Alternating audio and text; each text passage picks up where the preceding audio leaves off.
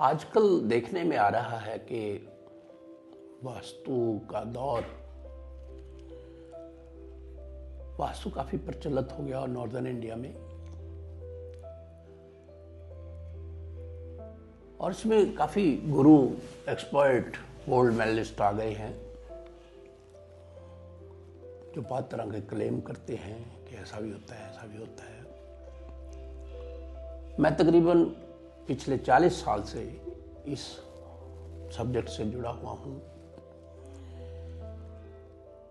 सब सब्जेक्ट इसके इतने हैं कि भी वो पूरा ही नहीं हो पाता।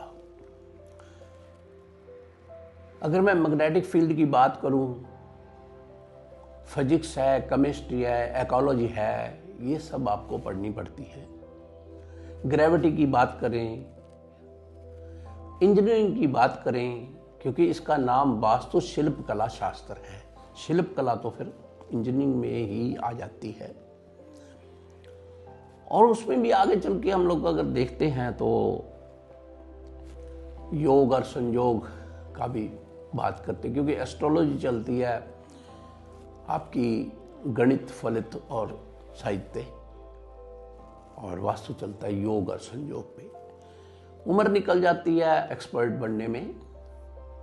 अगर आप सिर्फ सोलर सिस्टम को, सन की एनर्जी को समझने लग जाएं तो तकरीबन 10 साल आपको लग जाते हैं।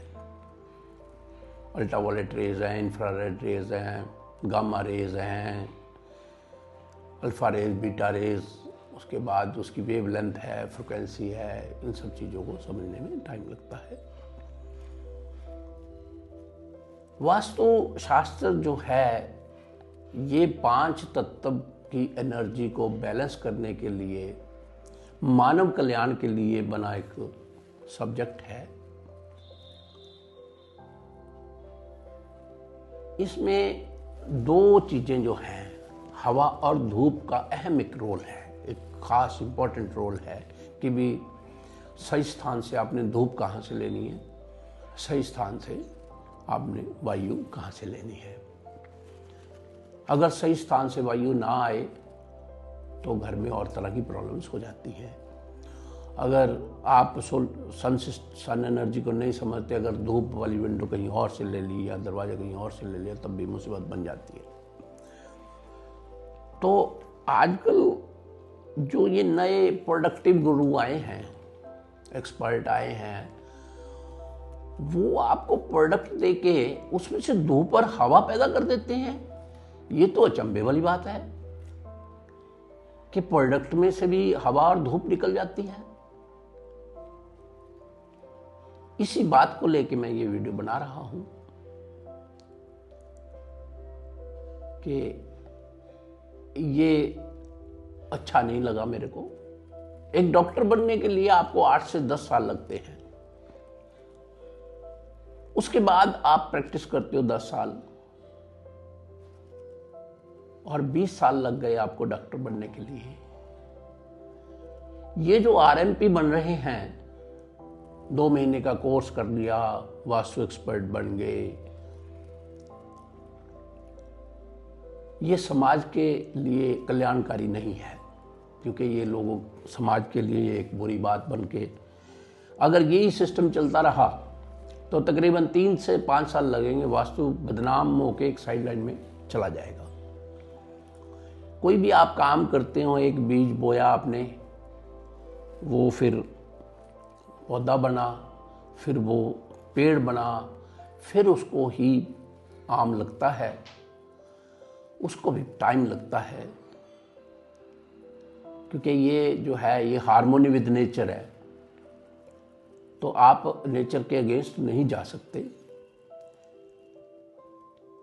अगर हम किसी मोची को जो काम कर रहा है उसको, अगर मैं, या कोई लोहार है जो लोहे का काम कर रहा है, दोनों को हम लोग वास्तु के प्रोडक्ट दे देते हैं, या जो आजकल चल रहा है, अगर वो क्लेम जो करते हैं, मैं उसकी बात कर रहा हूँ। मोची बाटा नहीं बनने लगा, लोहार टाटा नहीं बनने लगा।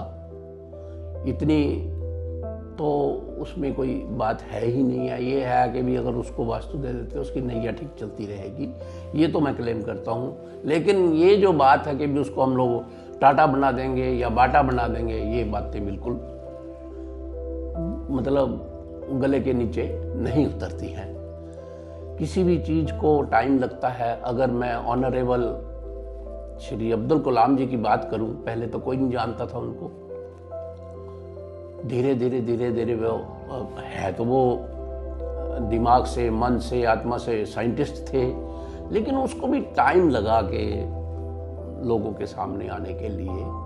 तो मेरा ये मानना है कि भी आप एक अच्छी प्रैक्टिस कर लीजिए तो उस सारी चीज़ों को समझ सकें आप, फिर जाके आप एक काम करें जो मानव कल्याण के लिए बना हुआ है।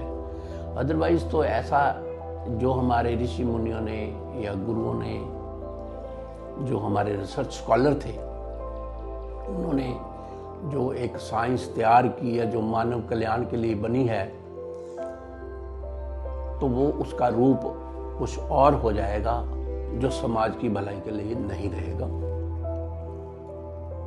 किसी व्यक्ति को, किसी एक्सपर्ट को, किसी गोल्ड मेडलिस्ट को मैं क्रिटिसाइज नहीं करता। वो अपना काम कर रहे हैं, आप उसको रोक नहीं सकती, मैं भी नहीं रोक सकता। लेकिन मेरा एक भाव था लोगों को जागृत करने का। मेरी एक सोच थी कि मैं इसके बारे में बोलूं, क्योंकि मन दुखी होता है जब किसी को रिजल्ट नहीं मिलते। और इस दुखी हृदय से ही मैंने ये वीडियो आपको डाली है। आपको जागृत करने का मेरा एक सिर्फ मकसद था।